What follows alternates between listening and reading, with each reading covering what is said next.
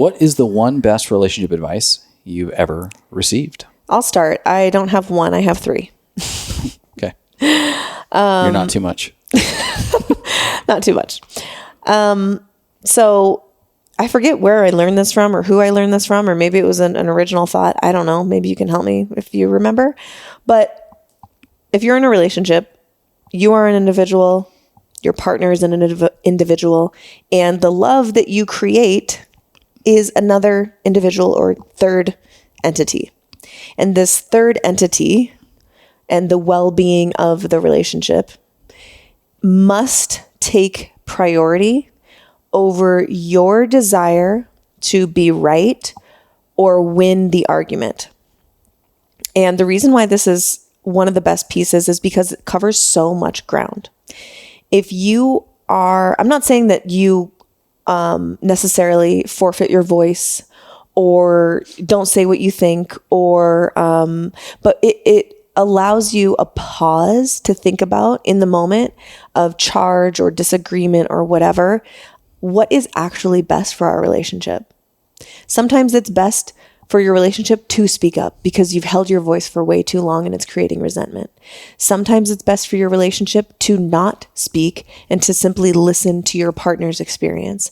So it's like this magic formula of kind of adapting to different scenarios. Your communication, how you argue, how you make decisions in your life and in your relationship. So it covers a lot of ground, but it reminds you that if you want your relationship to thrive, it has to be, the priority must be this third entity, the health of the relationship, not just your own experience or your desire to win or be right. Yeah. And I think that that's invaluable relationship advice. Love that. Yeah. Do you want me to keep going or do you want to alternate?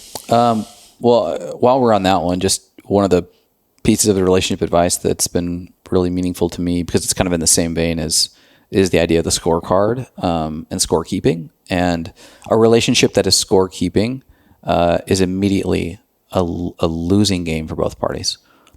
Relationships are not a win-lose dynamic.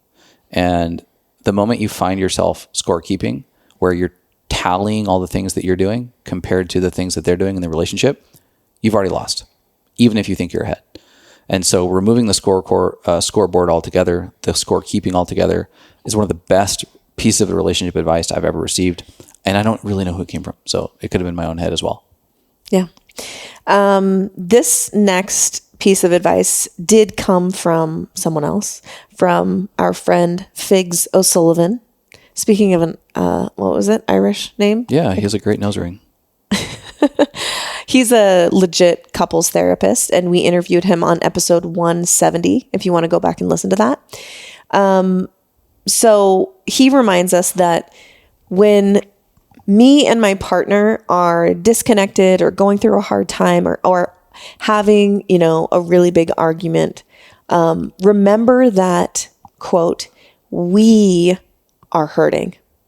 And that if you're disconnected and things aren't going well for whatever reason, your partner is also hurting. You might see things differently, but they have their own experience that is just as important as yours. And it's something that, helps you exercise this empathy muscle when all you want to do is think about your own pain and your own experience.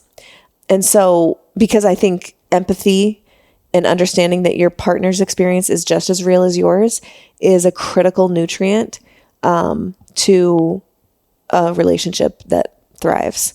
So we are hurting. And thank you, Figs. Yeah, really good one. Again, as I'm kind of keeping with the theme of yours, a piece of a relationship advice, this one came from my father. Thank you, Dad. But when I was thinking about getting back together with you, or we were thinking about getting back together, obviously my family was like, hey, remember what happened during the divorce? And here's all the different things. And we talked through it at length.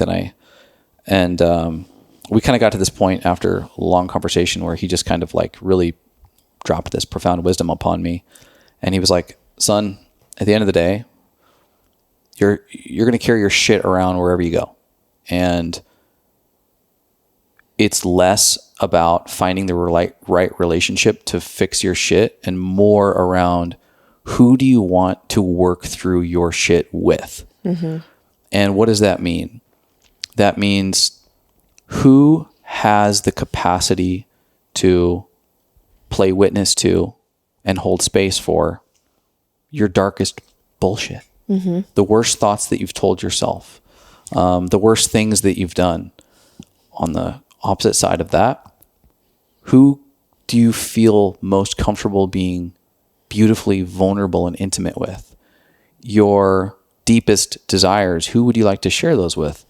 And just that framing alone, for me, really helped, because the moment I thought and meditated upon those types of things, it was just such a full body fuck yes that it was you. Mm-hmm. And so just a nice thought exercise, even as you're evaluating dating partners and where your relationship is at currently, it's like, yes, you want all of the commercialized components to the perfect relationship, but who is going to have your fucking back and be with you to work through your bullshit, and vice versa. Yeah. Yeah. That's great.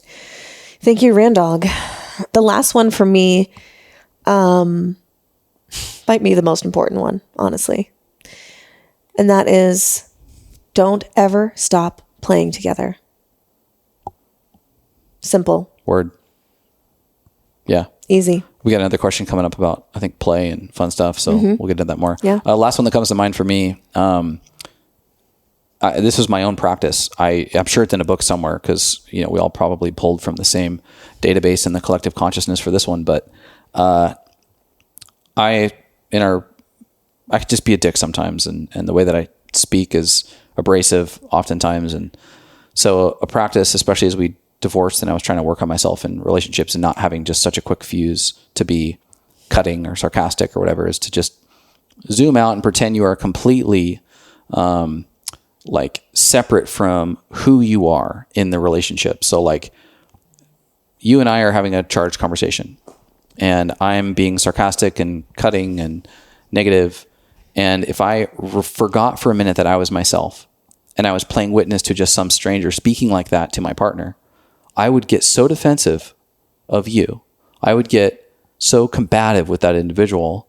And so sometimes that little mind exercise of just like detaching myself from myself and replaying the things that I was saying or the things that I was doing, is like a powerful and humbling piece of relationship advice, because it really gets you to think like, oh my God, was I being a dick? Or it might, it might even be supportive, is like, if you are being talked to in an abusive way, and you kind of just zoom out, like you're looking at a friend getting talked to that way, to be like, I should not be in this relationship, or I should not be standing up for this, or whatever.